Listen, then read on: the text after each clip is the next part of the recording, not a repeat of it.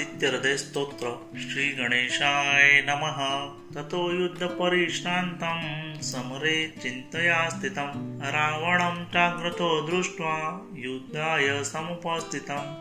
देवतैश्च समागम्य द्रष्टुमप्यागतो रणम् उपगम्य ब्रवीद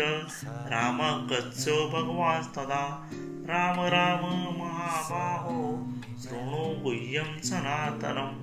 येन सर्वा नरेण वत्ससमरे विजयस्यसे आदित्यहृदयं पुण्यं सर्वशत्रुविनाशनं जयावहं जपं नित्यम् अक्षयं परमं शिवं सर्वमङ्गलमाङ्गल्यं सर्वपापप्रणाशनं चिन्ताशोकप्रशमनम् आयुवर्धन उत्तमं रश्मिमन्तं समुद्धतं देवासुरनमस्कृतं पूजयस्व वीरस्वन्तं भास्करं भुवनेश्वरं सर्वदेवात्मको एष तेजस्वीरश्मिभावनः एष देवासुरगणालोकान् पाति गवेस्तिभिः एष ब्रह्माश्च विष्णुश्च शिवस्कन्दः प्रजापतिः महेन्द्रो दनदः कालो यमः सोमो यपाम्पतिः पीतरो वसवः साध्या अश्विनो मरुतो मनुः वायुर्वह्निः प्रजाः प्राण ऋतुकर्ता प्रभाकरः आदित्यः सविता सूर्यः खगः पूषा गवस्तिमान् सुवर्णसदृशो भानुर्हिरण्यरेतादिवाकरः हरिद्रस्व सहस्रार्ची सप्त सप्तर्मरिष्टिमान् तिमिरो मन्दनस्तम्भुस्तष्ट्वा मार्तण्डको शुभान् हिरण्यगर्भ शिशिरस्तपनो नश्करो रविः अग्निगर्भोऽदिते पुत्र सप शिशिरनाशनः व्योमनाथस्तमो वेदी ऋग्यजुतामपारगः धनमुष्टिरपां मित्रो विद्यन्ति विधिपङ्गलम् आतपे मण्डले मृत्यु पिङ्गल सर्वतापनः कविर्विश्वो महातेजा रक्तः सर्वो भवोद्भवः नक्षत्रग्रहतारणाम दीपो विश्वभावनः तेजसामपि तेजस्वी द्वादशात्म नमोस्तुते नमः पूर्वाय गिरये पश्चिमायाद्रये नमः ज्योतिर्गणानां पतये दीनाधिपतये नमः जयाय जयभद्राय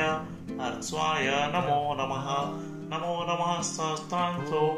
आदित्याय नमो नमः नमः उग्राय वीराय सारंगाय नमो नमः नमः पद्मप्रबोधाय प्रचण्डाय नमोस्तुते ब्रह्मेशानच्युतेशाय सूरायादित्यवर्चसे भास्वते सर्वभक्षाय रुद्राय वपुषे नमः तमोघ्नाय हिमघ्नाय शत्रुघ्नायामितात्मने कृतघ्नाय देवाय ज्योतिषाम्पतये नमः तप्तचामीकराभाय हरिये विश्वकर्मणे नमस्तमो अभिघ्नाय रुचे लोकसाक्षिणे नास्यत्येष विभूतं तमेष सुजिते प्रभुः पायत्येष तपत्येष वर्षत्येष गविस्तिभिः येषु सुप्तेषु जागर्ति भूतेषु परिनिष्ठितः एष चैवाग्निहोत्रं च फलं चैवाग्निहोत्रिणां देवाश्च कर्तव्यश्च क्रतूनां फलमेव च यानि कृत्यानि लोकेषु सर्वेषु परमप्रभुः येन मापस्सु कृच्छेषु कान्तारेषु वयेषु च कीर्तयन् पुरुष कश्चिन्न वसिदति राघव येन मापस्सु कृच्छेषु कान्तारेषु वयेषु च कीर्तयन् पुरुषः कश्चिन्नावसिदति राघव पूजयस्वेनमेकाग्रो देवदेवं जगत्पतिम् एतत् त्रिगुणितं जपत्वा युद्धेषु विजयस्यति अस्मिन् क्षणे महाभावो रावणं त्वमजयिष्यसि एवमुक्त्वा ततो गत्यो जगाम स यथागतम् एतत् श्रुत्वा महातेजा नष्टशोकोऽभवत् तदा धारयामास सुप्रीतो राघवः प्रेतात्मवान् आदित्यं प्रेक्ष्य जपत्वेदं परमहर्षवाप्तवान् श्रीराष्ट्रम्य शुचिर्भूत्वा धनुरादाय वीर्यवान् रावणं प्रेक्ष्य हृष्टात्मा न्यायार्थं समुपागतं सर्वयतनेन महता वृत्तस्तस्य वधेऽभवत् अथ रविरवदनिरीक्षय रामं मुदितमनाः परमं पयस्यमान् निशिचरपति संशय वेदित्वा सुरगणा मध्यगतो वचत्वरेति